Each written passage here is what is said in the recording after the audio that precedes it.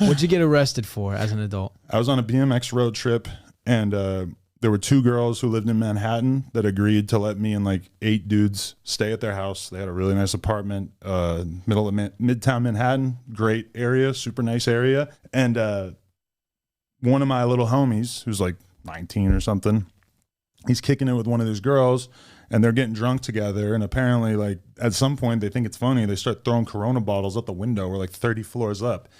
And they had a 2-story apartment, which is very rare in Manhattan. That basically says a lot about how rich these kids or these girls' parents were. And it was like their first week of college. Like, they hadn't even started classes yet.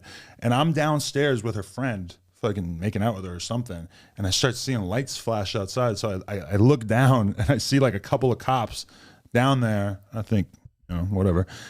I start seeing more lights. I go and look again. There's way more cops. One of those beer bottles hit a cab. Oh, no. And so the cops come. The cops start pointing the lights. They figure out which apartment it is. They storm up in there. The girl's roommate lets the cops in.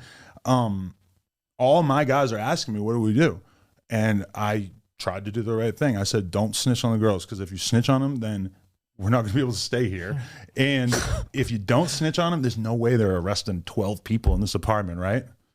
Which seemed like a safe assumption. It was not accurate, because they arrested all of us. Yeah, we did like 24 hours in the local jail. What do you get arrested for? I mean, why would they do that? Because they can vandalism or something. Yeah, they couldn't prove it's you. They couldn't prove anything, and that's what I was telling them. I'm like, how are they ever going to prove who threw the bottle? Right. They're not going to be able to. So it was more just to. But they were mad, so they arrested us anyway and made us sit around for 24 hours. And then I remember one of my friends hired like a $10,000 lawyer to represent him.